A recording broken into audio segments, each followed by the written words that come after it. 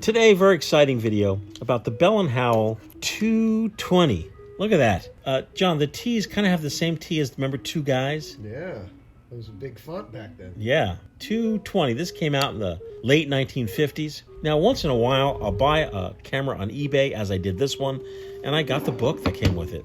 Guide to Movie Making Fun. Awesome.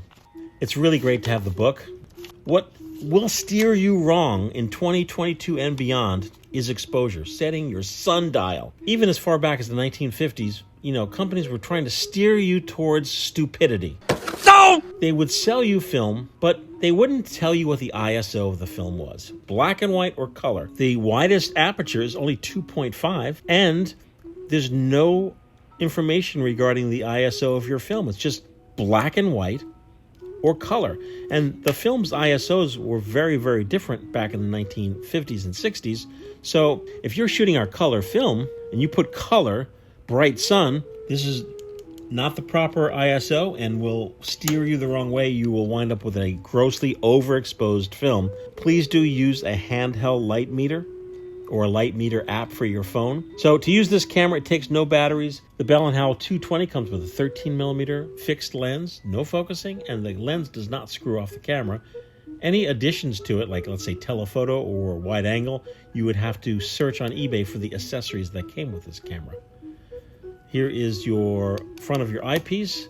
Here is your eyepiece that you look through. You're not actually looking through your lens, you're looking through a separate eyepiece, and since there's no focusing, doesn't matter much.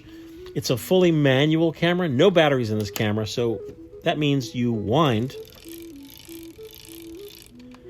I usually wind it until, I feel it kind of getting tight or it just stops. Here is your film counter. It will tell you when your roll has run out. And on this side of the camera is where you put your film. And this takes 8 film. Here's your film compartment. You unscrew this, and this whole plate comes off. The film gate is where you load your film. It gets sandwiched between the film gate and the pressure plate. Pressure. 8 film, for folks who don't know. It's also called regular 8mm. Not to be confused at all with Super 8 film. That's a whole nother animal. This is a test roll, by the way, which is why there's almost no film on this spool. So you will buy your film, hopefully from the Film Photography Project. It is called 8 film, and what it is, it's 16mm in width, but it's not 16mm film, even though it's 16mm in width. It's 8 film, and it has very specific sprocket holes that are very different than 16mm. You can't use 16mm film in this camera. So this is 8. It's called 8 because you will shoot both sides of the film. You will run this film through your camera twice. Essentially puts an image on each side by side. To load your film, you will open up the camera gate. Open it up, take your film, and only goes on one way. This particular spool actually says side 1 on it. Some spools do not, and if it doesn't, it will only go on the post here one way. You know you're doing it correctly if the dull emulsion, light sensitive side of your film is facing out towards your lens. The shiny side, which is known as the film base, faces inward. So I'm going to put my film on its post, like so. Yeah, fits beautifully. Film behind the film gate, like so. I'm going to take this take-up spool out for now. Sandwich the film behind the film gate. This particular camera is really easy to load because, do you see it has these little shelves here? You see those things there? Yeah.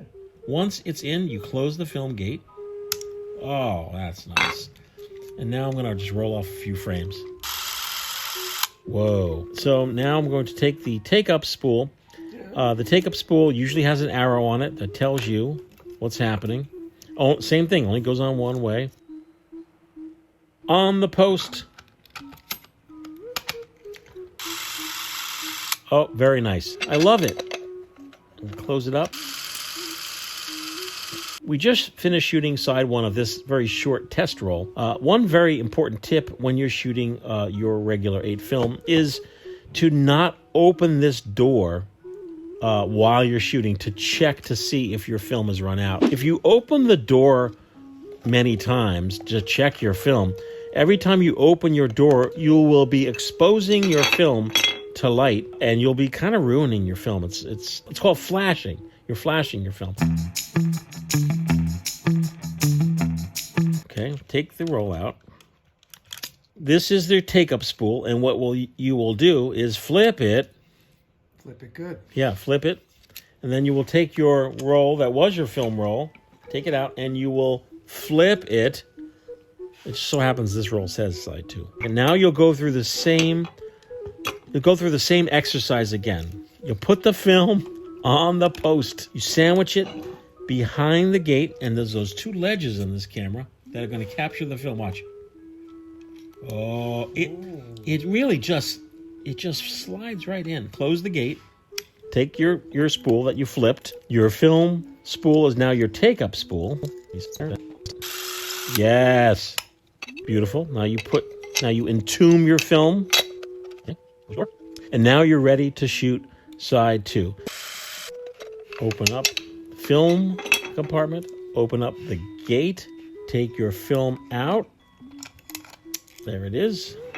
And send it to the FPP. That's right. And that's all you really need to know about the Bell & Howell 220.